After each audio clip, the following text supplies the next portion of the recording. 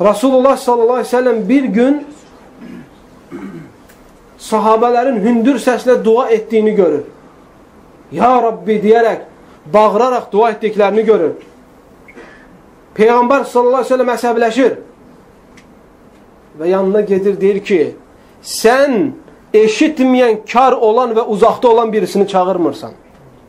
Seni eşiden ve sana en yakın olanı çağırırsan. En azından kardeşler bu qəbirlərə, övliyə deyerek qəbirlərə ve gedip pirlərə ibadet eden insanlar bilsin ki, o qəbirde yatan insanla onun arasında en azından mesafe var. Allah çok yakın ona.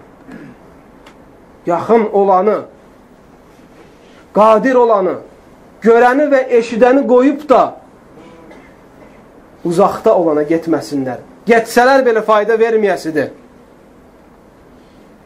Ağıllar çaşıb möhtərəm qardaşlar. Fitrətlər pozulub insanlarda. Bu çox önəmli məsələdir. Bu çox önəmli məsələdir. Rasulullah sallallahu aleyhi ve sellem'e bir adam gəlib söydükdə təhəmmül eləyə bilirdi. Bir adam gəlib Peyğəmbər sallallahu aleyhi ve sellem vurduqda təhəmmül eləyə bilirdi. Uhud dağında Muhammed sallallahu aleyhi ve sellemin iki ön dişini salırlar. Ağzı burnu Peyğəmbər sallallahu aleyhi ve sellem qanla dolur. Üzünü yaralayırlar, ox batır.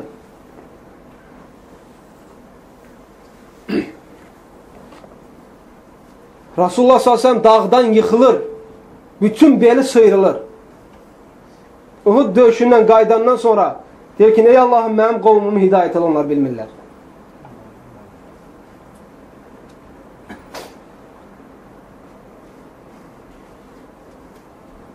Öz zatına olan her şeyi bağışlayabilirdi. Ama din tapdalandığı zaman, küfür olunduğu zaman, şirk olunduğu zaman Peygamber sallallahu aleyhi ve sellem bu sifətində bildirilirdi. Qızarardı Peygamber sallallahu aleyhi ve sellem sifəti. Əsəbləşərdi. Ayşə radiyallahu anh deyir, Peygamber sallallahu aleyhi ve sellem sağa gedərdi, sola gedərdi ve köksünü çəkərdi. Allah'a inanan bir Müslüman, Allah'ın zatı, şanı, şöhrət onun qəlbində hər şeydən əziz olmalıdır.